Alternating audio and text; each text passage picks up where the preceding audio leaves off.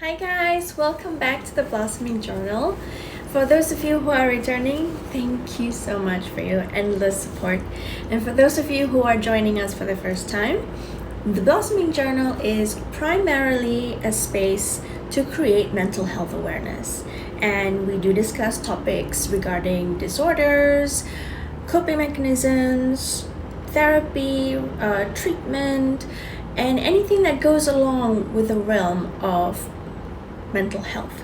We also do cover topics which is related to pop culture too, because whatever is happening out there to your favorite celebrity or influencer is also an impact to mental health, and I'll get to that in a bit. But first I have to make this very important disclaimer.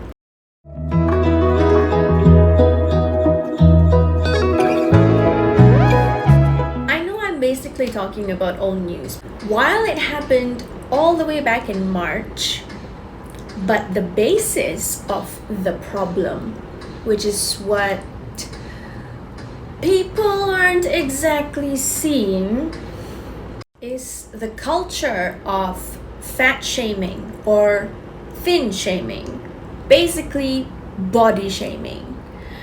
I'm referring to a drama that broke out where Selena Gomez and Hailey Bieber and Kylie Jenner and every other Hollywood person you could think of was involved in, and it was all about body shaming. Because apparently, according to sources, Selena Gomez had gained too much weight. And apparently that was what stirred, I guess, the whole drama. But then at the same time, they were also talking about Ariana Grande because she had lost so much weight, or at least she looks very different now compared to how people were used to seeing her 4 or 5 years ago. And she's literally coming out to explain. Personally, for me, the body that you've been comparing my current body to was the unhealthiest version of my body. I was on a lot of antidepressants and drinking on them and eating poorly, and at the lowest point of my life when I looked the way you consider my healthy. In Ariana's own words, she was drinking and taking antidepressants and not eating properly just because she has to fit into an image that is acceptable by Hollywood, or in this case right now, to be acceptable by her fans. Because the moment she stopped looking the way she did, it became a problem, even though she was actually getting healthier. And that is the basis of body dysmorphia, trying so hard to please or to be in a specific category that you're willing to take anything or do anything in order to maintain a specific figure. And then on Selena's side, she struggles with lupus. And her weight fluctuates all the time because of the medications that she needs to take that involves steroids. I know steroids can be controversial up to a certain extent, but in the case of lupus, steroids is the fastest way to bring down an inflammation. And how do I know this? Because I have lupus. People make it a point to point it out or to make an issue out of it. And my question is, why? Why do you care that Selena Gomez has put on a bit of weight because she may have been on a course of steroids and therefore she's bloated? Or what's wrong with Ariana Grande? If she's healthy, shouldn't you be happy for her? I'm asking myself these questions because I'm like, why are people making such a big deal about how these women look? I go deep dive into the actual problem. Body dysmorphia is an actual mental disorder. Medically, it is called body dysmorphic disorder. Basically, what it means is that you are so deeply unhappy with the way you look physically. And some people with body dysmorphia, they tend to spend hours in front of a mirror and hate every single inch of their skin. I have had to battle that. I still do until today. Body dysmorphia does not allow you, the person struggling with it, to see past what they see in the mirror. And when they look at themselves in the mirror, what they see is a monster. Either too fat, too thin, too much cellulite. And through that scrutiny is where they get extremely depressed. Body dysmorphia has nothing, and I repeat, nothing to do with being vain. It is not about vanity. So if you were to lose weight, you'll be like, oh, I look horrible, I look so thin, I look so sick. If you put on weight, you're like, oh, I'm not leaving the house because I look like a whale. I say that because I go through that. So I had periods where my weight fluctuated thanks to my lupus and other medication. And I just simply don't want to leave my house. I don't want people seeing me looking like a bloody buffalo, even though I did not look that way. But that's how I felt I looked. And no matter how many people tell you, no, you're wrong, no, you look fine, you're never gonna believe them. Because it's a disorder. You can never reach happiness if you keep thinking that I'm ugly, I'm ugly, I'm ugly, I'm ugly. The more you say it to yourself, the more you will believe it. You have body dysmorphia and you want to be happy, but you can't because of body dysmorphia. And for you, in order to find happiness, means altering your physical self. Pop culture and the heavy use of social media has actually encouraged, or let's say made, body dysmorphia become even more apparent, and it's becoming a pandemic. Now I'm going to use an example. Apart from Ariana Grande and Selena Gomez, and I know it's not fair because he's no longer with us, but I grew up with him, and so I saw his evolution. Michael Jackson. I love Michael Jackson. He will forever be my musical hero. But you cannot deny what is right in your face. A black man who became white. In his case, it all boiled down to money, because he could afford to have 5 surgeries a week if he wanted. But the problem was that nobody caught the real root of why he wanted to look like a completely different person. Literally different ethnicity. The way he treated his body, or more, the way he treated his face and skin.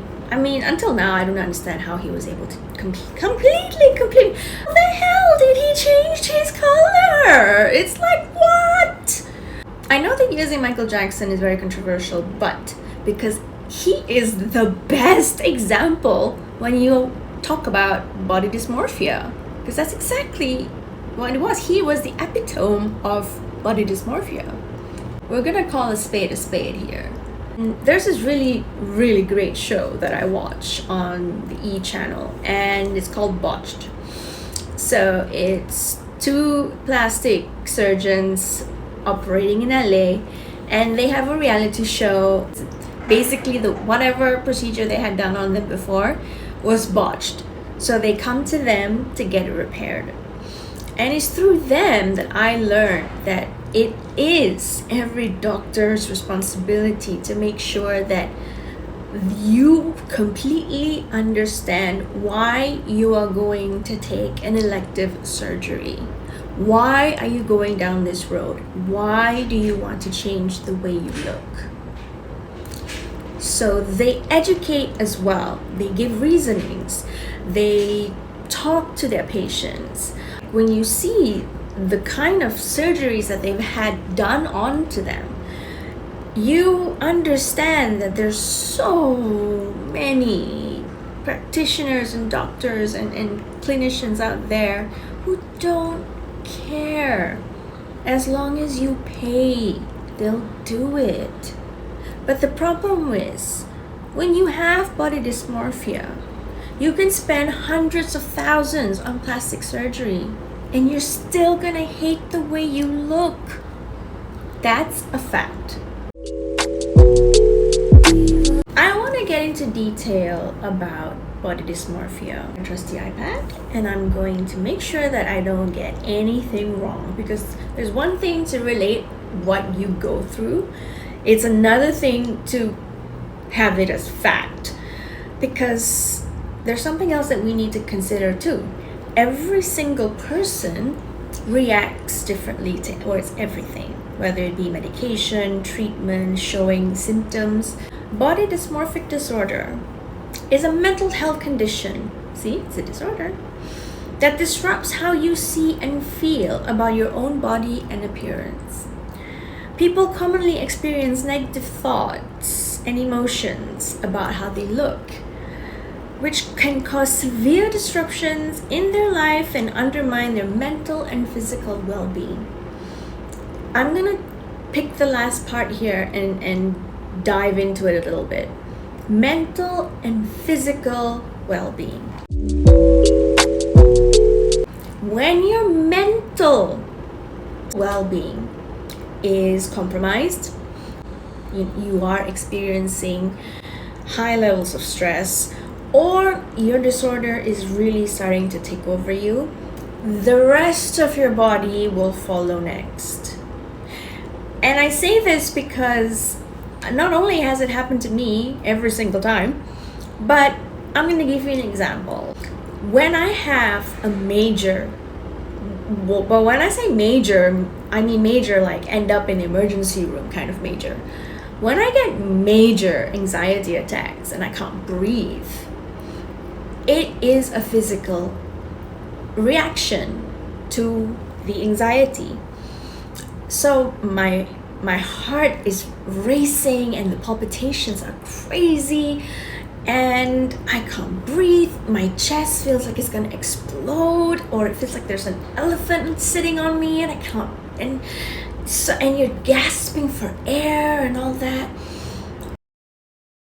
I am so sick and tired of being told that mental health is just something that you complain about because you don't have real problems in your life, or that your mental health has got nothing to do with what's happening in your body.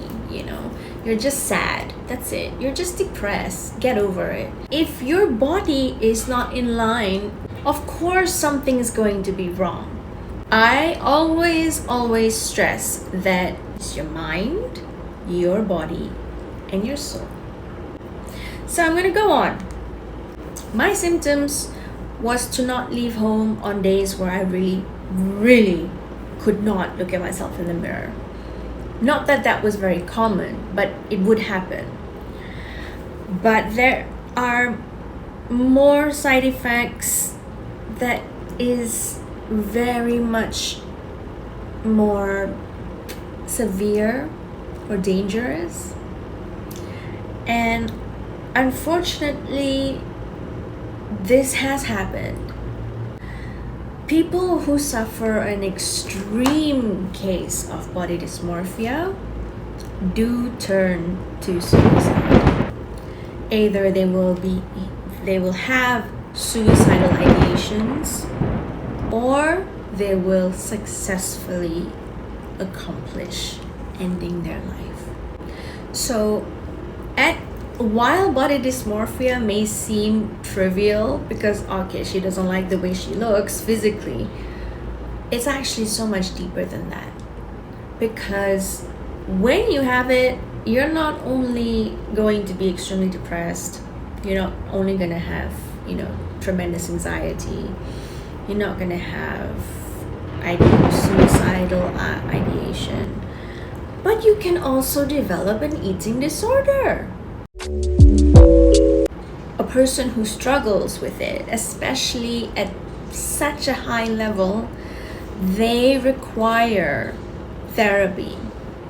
They need some form of guidance, in a sense, some form of reassurance that no, you're okay.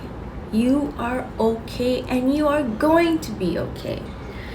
And it's a long process. It doesn't mean that I have body dysmorphia, I go see a doctor, and next week I'm going to be feeling fine. No, it doesn't work that way. Sometimes it takes years for you to accept who you really are. And sometimes you never do. Other very common symptoms for body dysmorphic disorder is feeling compelled to repeatedly look and check your appearance, and frequently taking selfies. So, Kim Kardashian, I'm coming for you. I am, because you definitely have body dysmorphia, my dear, and a ton of other shit too. But she released an entire book on selfies. What does that tell you?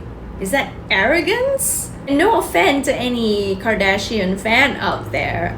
I don't intend to talk shit about your idol, but I mean, come on.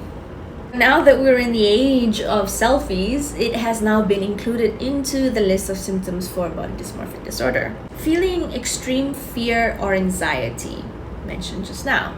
You do get anxiety and you do get fear. The anxiety part is when you don't want to go out.